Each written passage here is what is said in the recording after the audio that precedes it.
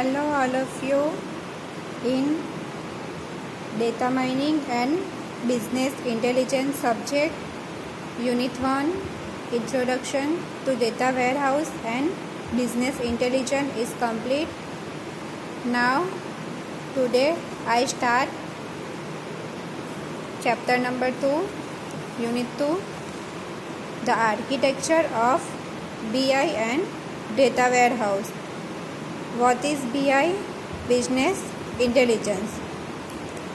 એના વિશેનું બેઝિક અને ડિટેલમાં આપણે યુનિટ 1માં જોઈ ગયા છે, બરાબર. હવે આજે આપણે આ સેકન્ડ ચેપ્ટર સ્ટાર્ટ કરવાના છે. તો એમાં ફર્સ્ટ થિયરી કઈ છે? Explain 3 tier data warehouse architecture in brief. આ થિયરી છે એ મોસ્ટ ઇમ્પોર્ટન્ટ છે, એક્ઝામમાં પૂછાય જ છે, બરાબર. તો એના માટે આપણે પહેલાં ડાયાગ્રામ છે, ફિગર છે, બરાબર, 3 tier ડેટા વેરહાઉસ આર્કિટેક્ચરની. તો એમાં શું હશે? આપણે બોટમ ટુ ટોપ ટાયર જવાનું છે, બરાબર. આ બોટમ ટાયર છે, એમાં શું હશે? Data warehouse server. ડેટા વેરહાઉસનું સર્વર છે એટલે આમાં શું હશે? બધા ડેટા હશે. ડેટા છે એ હશે, બરાબર. પછી એક્સટર્નલ સોર્સિસ, કે ડેટા જ્યાંથી આવે છે તે ડેટાનો સોર્સ કયો હશે તે. ઓપરેશનલ ડેટાબેઝ, ડેટા બી કેવો હશે? જે પણ ઓપરેશનલ ડેટા હશે તો એને પણ આપણે કન્સિડર કરવાનો છે.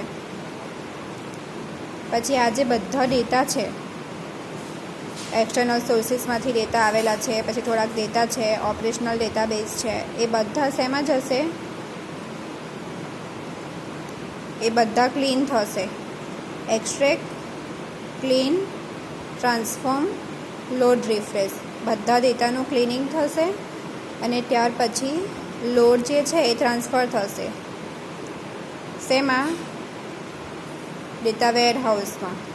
ડેટા વેરહાઉસ ડેટા માર્ટ હશે, monitoring, administration and metadata repository.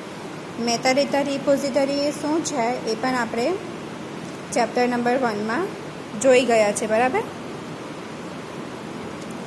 Data Mart શું છે? ડેટા માર્ટમાં શું હશે?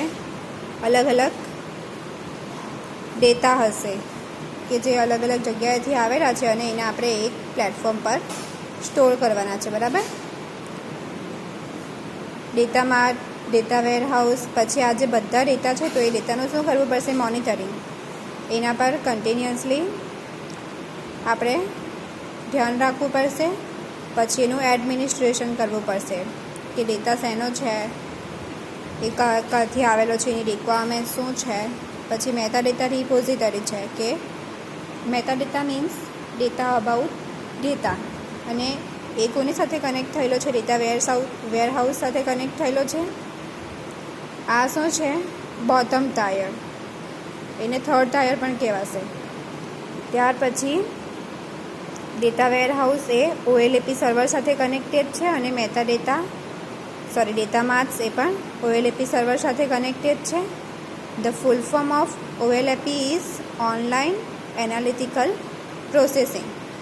આ જે છે OLAP સર્વર, તો એ મિડલ ટાયરમાં આવેલું છે. મિડલ ટાયરને ડિસ્ક્રિપ્શનમાં શું છે? OLAP server, middle tier or second tyre. તો એમાં આ રીતના OLAP સર્વર હશે, બરાબર. એમાં જે ડેટા છે તો એ ક્યાંથી આવશે? ડેટા વેરહાઉસમાંથી આવશે અને ડેટા માર્ટ્સમાંથી આવશે. હવે આ ડેટા જે છે તો એનું આઉટપુટ શું મળશે? ક્વેરી ઓર રિપોર્ટ.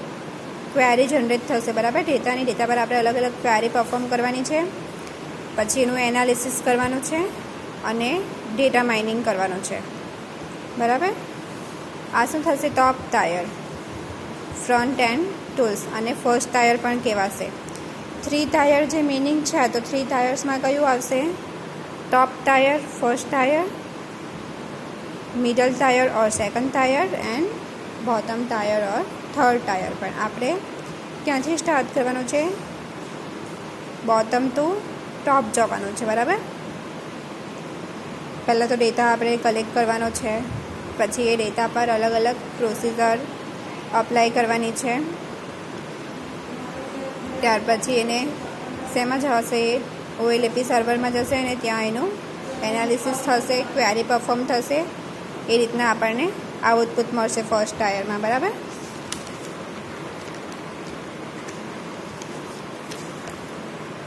હવે આપણે આ ત્રણ જે ટાયર છે તો એને ડિટેલમાં જોવાના છે. બરાબર. First is bottom tier. એમાં શું થશે? The bottom tier is a warehouse database server that is almost always a relational database system. આ જે બોટમ ટાયર છે તો એમાં શું છે? ડેટા વેરહાઉસનું સર્વર છે. એ સર્વર શેના પર ડિપેન્ડન્ટ હશે? રિલેશનલ ડેટાબેઝ પર. જે પણ આપણને ડેટા મળેલો છે એ બધો શું હશે? એકબીજા પર ડિપેન્ડન્ટ હશે. Back end tools and utilities are use to feed data into the bottom tier from operational databases or other external sources. Back end tools means શું? First tier, top tier. તો એમાં જે ડેટા છે તો એ ક્યાંથી આવશે? Bottom ટાયરમાંથી આવેલા છે. અને બોટમ ટાયર પર આપણે અલગ અલગ ઓપરેશનલ ડેટાબેઝ, અલગ અલગ ઓપરેશન પરફોર્મ કરેલા છે. એ ડેટાને આપણે ક્યાંથી લીધો? એક્સટર્નલ સોર્સિસમાંથી આવેલા છે એ ડેટા. બરાબર. This tools and utilities perform data extraction. હવે આ જે ડેટા છે તો એનું શું થશે? એક્સટ્રેક્શન થશે, ક્લિનિંગ થશે. જે પણ એક્સ્ટ્રા ડેટા હશે એ રિમૂવ થઈ જશે. And transformation as well as load and refresh function to update the data warehouse. આ રીતના પહેલાં તો ડેટાનું ક્લિનિંગ થશે, પછી એને ટ્રાન્સફોર્મ કરવાના છે શેમાં? મિડલ ટાયરમાં. પછી જે પણ લોડ હશે એ ડિવાઈડ થશે અને ડેટા રિફ્રેશ થશે. અને એ શેમાં જશે? ડેટા વેરહાઉસમાં જશે. બરાબર. The data are extracted using applications, program interfaces known as gateways. જે ડેટા છે તો એ એક્સટ્રેક્ટ થશે. બરાબર. એમાં શેનો યુઝ થશે? એપ્લિકેશન, પ્રોગ્રામ, અલગ અલગ પ્રોગ્રામનો યુઝ થશે. ને એને શું કહેવાશે? ગેટવે કહેવાશે. બરાબર. ગેટવે શું છે? A gateway is supported by the underlying DBMS and allows client programs to generate SQL code to be executed at a server. Database management system છે. બરાબર. તો એમાં એ સપોર્ટ કરશે ગેટવેને. જે પણ ક્લાયન્ટ હશે તો એ શું કરશે? પ્રોગ્રામને રન કરશે, એના પર અલગ અલગ ક્વેરી પરફોર્મ કરશે. SQL means structured query language. એમાં કોડ અપ્લાય કરશે અને એને એક્ઝિક્યુટ કરશે. બરાબર. સર્વર પર. એ પ્રોસેસને શું કહેવાશે? ગેટવે કહેવાશે. Example of gateways include ODBC and OLE DB by Microsoft and JDBC. હવે ગેટવેના એક્ઝામ્પલમાં ODBC means open database connection and OLE DB means open linking and embedding for databases. એ શેમાંથી આવેલા હશે? માઇક્રોસોફ્ટમાંથી. અને JDBC means Java database connection. આ બધા શું છે? ગેટવેઝના એક્ઝામ્પલ છે. બરાબર. This tier also contains a metadata repository which stores information about the data warehouse and its contents. આ જે 3 ટાયર આર્કિટેક્ચર છે તો એમાં શું આવશે? Metadata repository. અને જે ડેટા છે તો એ ક્યાં સ્ટોર થશે? ડેટા વેરહાઉસમાં. અને એનો કન્ટેન્ટ છે એ યુઝફુલ થશે. બરાબર. ફર્સ્ટ ટાયરનો સેકન્ડ ટાયરમાં યુઝ થાય એ રીતના આપણને આઉટપુટ મળશે. ડેટા પર આપણે અલગ અલગ અલ્ગોરિધમ એપ્લિકેશન અપ્લાય કર્યું અને એ રીતના શું કર્યું, ડેટાનું એનાલિસિસ કર્યું અને એનાથી આપણને શું મળશે, એક રિઝલ્ટ મળશે. આ શું હતું, બોટમ ટાયરનું ડિસ્ક્રિપ્શન હતું, bottom tier or third tier. હવે આપણે જોવાના છે middle tier. The middle tier is an OLAP server that is typically implemented using either. Middle tier જે છે તો એ ક્યાં રન થશે, OLAP સર્વર પર. OLAP means online analytical processing.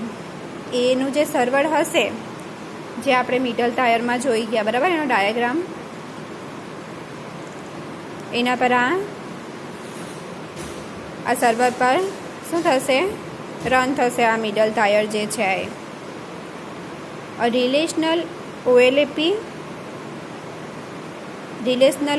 means ROLAP model that is an extended relational DBMS that maps operation on multidimensional data to standard relational operations. આ જે ROLAP model જે છે તો એ શું થશે, એક્સટેન્ડ થશે. જે પણ ડેટાબેઝ મેનેજમેન્ટ સિસ્ટમ છે તો એનો મેપ બનાવવામાં આવશે, એના પર અલગ અલગ ઓપરેશન્સ પરફોર્મ કરવામાં આવશે, બરાબર. ને આ રીતના આપણને શું મળશે, સ્ટાન્ડર્ડ રિલેશનલ ઓપરેશન મળશે, ROLAP. A multidimensional OLAP MOLAP model that is a special purpose server that directly implemented multidimensional data and operation. આ જે મલ્ટીડાયમેન્શનલ OLAP જે મોડેલ છે તો એમાં શું હશે, અલગ અલગ ડાયમેન્શનના ડેટા અને ઓપરેશન્સ હશે જે આપણે એ સર્વર પર પરફોર્મ કરશું. મિડલ ટાયરમાં શું હતું, OLAP સર્વર, અને એ OLAP સર્વરમાં પાછા બે છે, ROLAP અને MOLAP, બરાબર. હવે થર્ડ કયું છે, આ મિડલ ટાયરને બીજું શું કહેવાશે, second tier, top tier or first tier. તો એમાં શું આવશે, the top tier is a front end client layer which contains query and reporting tools, analysis tools and data mining tools. આ જે ટોપ ટાયર છે એટલે કે ફર્સ્ટ ટાયર, તો એમાં શું હશે, ક્લાયન્ટનું લેયર છે. એમાં શું કરશે, ક્લાયન્ટ ડેટા પર અલગ અલગ ક્વેરી પરફોર્મ કરશે, ટૂલ્સનું રિપોર્ટિંગ કરશે, એ ટૂલ્સનું એનાલિસિસ કરશે અને ડેટા માઇનિંગ ટૂલ્સ અપ્લાય કરશે. From the architecture point of view, there are 3 data warehouse models. આર્કિટેક્ચરના પોઈન્ટ ઓફ વ્યૂમાં જે આ ડેટા વેરહાઉસ છે તો એમાં અલગ અલગ 3 ટાઈપ્સના પાછા મોડેલ્સ આપેલા છે.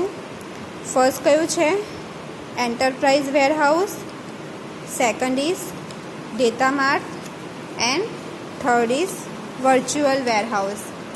એન્ટરપ્રાઇઝ વેરહાઉસ છે તો એમાં શું થશે, ડેટાની ડિટેલ હશે અને એ ડેટાનું શું કરવાનું છે, સમરાઇઝેશન કરવાનું છે. It can range in size from a few gigabytes to 100 of gigabytes, terabytes or beyond. એની જે રેન્જ છે સાઇઝની તો એ શેમાં હશે, ગીગાબાઇટમાં હશે, બરાબર.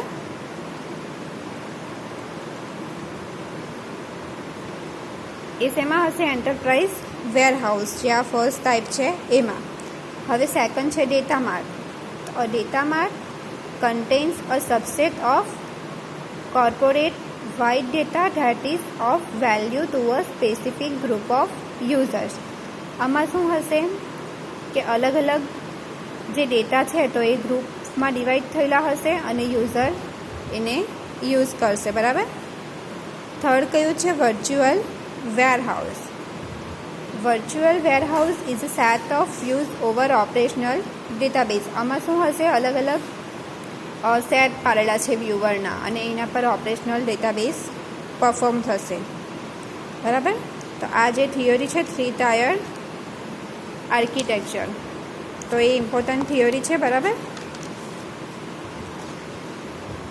3 ટાયર ડેટા વેરહાઉસ આર્કિટેક્ચર આ એક્ઝામમાં પૂછાય જ છે. પહેલાં શું કરવાનું છે, એનો ડાયાગ્રામ ડ્રો કરવાનો છે. આ રીતના ડાયાગ્રામ ડ્રો થઈ જાય એમાં bottom tier, middle tier and top tier. પછી એ 3 ટાયરને શું કરવાનું છે, ડિટેલમાં એક્સપ્લેન કરવાનું છે, બરાબર. આપણે જોયું ફર્સ્ટ બોટમ ટાયરને, ત્યાર પછી middle tier and top tier. આ થિયરી તમને 7 માર્ક્સમાં પૂછાશે, બરાબર. ઇમ્પોર્ટન્ટ થિયરી છે અને ઇઝી જ છે.